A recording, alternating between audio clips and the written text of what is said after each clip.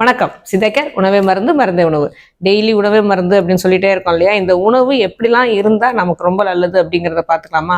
நம்ம சித்தர்கள் என்ன சொல்றாங்க அப்படின்னா, உணவு நல்லா சாப்பிட்டாலே நமக்கு சரியான எந்த நல்ல உணவு அப்படின்னு தேர்ந்தெடுத்து நம்ம சாப்பிட்டாலே நல்ல உறக்கம் வரும்னு சொல்றாங்க. நல்ல உறக்கம் ஒரு மனிதனுக்கு இருந்தாலே நல்லொழுக்கம் இருக்கும் அப்படின்னு சொல்றாங்க.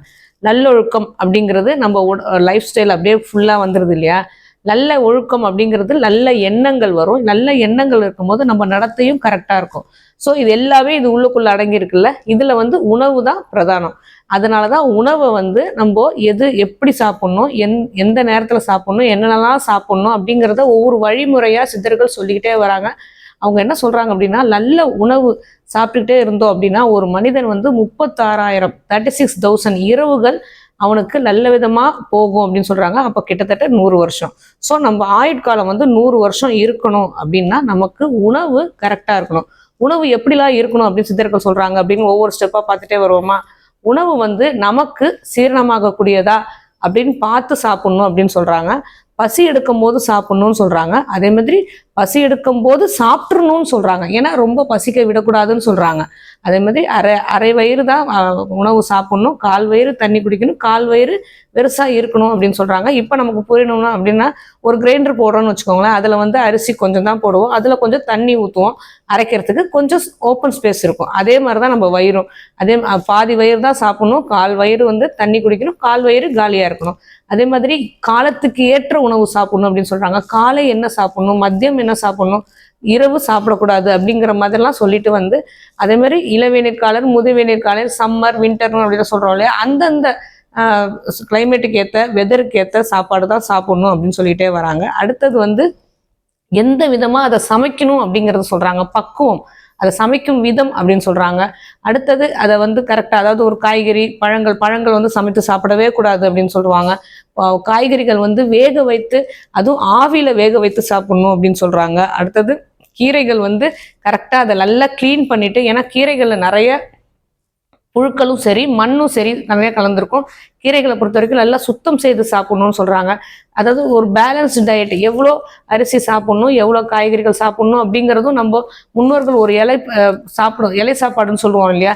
அதை நம்ம பார்த்தாலே நம்ம கரெக்டாக இருக்கும். ஒரு கார்போஹைட்ரேட், புரோட்டீன், விட்டமின்ஸ், மினரல்ஸ் எல்லாமே இருக்கும். எதில் ஆரம்பிச்சு எதில் முடிக்கணும் அப்படிங்கிறதும் நமக்கு சித்தர்கள் ஒவ்வொரு ஸ்டெப்பாக சொல்லிக்கிட்டே வராங்க. அதே மாதிரி உணவு எந்த இடத்துக்கேற்ற உணவு சாப்பிடணும் அப்படிங்கிறத சொல்றாங்க. ஏன்னா ஒரு எர்த்துன்னு சொல்லும் போது எது டிராபிக்கல் ரீஜன்ல இருக்குமா, நார்த் ஜோன்ல இருக்குமா, சவுத் ஜோன்ல இருக்குமா அப்படிங்கிற மாதிரி எந்த இடத்துல நம்ம இருக்கிறோம், நார்த் இந்தியாவா, சவுத் இந்தியாவா, தமிழ்நாட்டில் இருக்குமா, வெளிநாட்டில் இருக்குமா, அந்த சீதோஷ்ண நிலைக்கு ஏற்ற மாதிரி சாப்பிடணும் அப்படின்னு சொல்றாங்க. வயதுக்கேற்ற உணவு சாப்பிடணும்னு சொல்றாங்க. சிறு குழந்தைகள் என்ன சாப்பிடணும், நடுவயதுக்காரர்கள் என்ன சாப்பிடணும், முதியவர்கள் என்ன சாப்பிடணும், நோயாளிகள் என்ன சாப்பிடணும் அப்படிங்கிறதையும் சாப்பாடு சொல்லிட்டே வராங்க. ஒவ்வொரு விஷயமும் நம்ம கவனிச்சு இது எல்லாமே மொத்தமா பார்க்கும்போது இவ்வளவு விஷயம் இருக்கா உணவு அப்படிங்கிறது பிரமிப்பா இருக்கும். அதோட முக்கியத்துவத்தையும் நம்ம புரிஞ்சுக்கணும். அதனால அதை பார்த்து பயந்துடவும் கூடாது.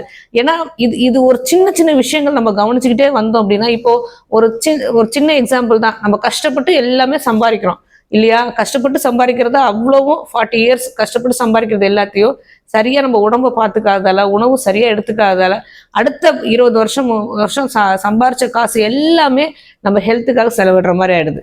ஸோ ஆரம்பத்திலேருந்து நம்ம உணவை பத்திரமா கரெக்டா நமக்கு தேவையான அளவான சத்தான உணவு நம்ம சாப்பிட்டுட்டே வந்தோம் அப்படின்னா நம்ம நல்ல ஒரு லைஃப் ஸ்டைலும் இருக்க முடியும். நல்ல ஆரோக்கியமான வாழும் போது நிம்மதியான வாழ்க்கை நமக்கு அமையும். நம்ம என்னென்ன நினைக்கிறோமோ நம்மளால நல்லா செய்யவும் முடியும். இது எல்லாமே அதனாலதான் சித்தர்கள் உணவை ஒரு பிரதானமா எடுத்துக்கிட்டு உணவே மருந்து, மருந்தே உணவுன்னு சொல்லிக்கிட்டே இருக்காங்க. உணவு ரொம்ப ரொம்ப முக்கியம். இன்னைக்கு இதை சாப்பிடல, அதாவது இப்போ உணவு ரொம்ப முக்கியமா எடுத்துக்கிட்டு விதவிதமா ஃபியூஷன்ங்கிற மாதிரி விதவிதமா சாப்பிட்றோம்.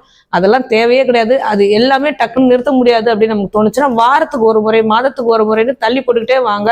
கண்டிப்பா அது ருசிக்காக ஒரு நாள் சாப்பிட்றது தப்பே இல்லை.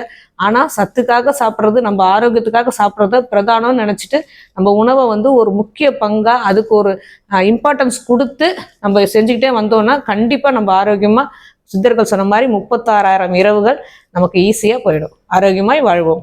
வேற எதை பத்தி பேசணும்னு நீங்க நினைச்சாலும் சரி தாராளமா கமெண்ட் பண்ணுங்க. உங்களுக்கு எந்த நோயா இருந்தாலும் தீர்வு காட்டுறதுக்கு சித்தக்கேர் வாங்க.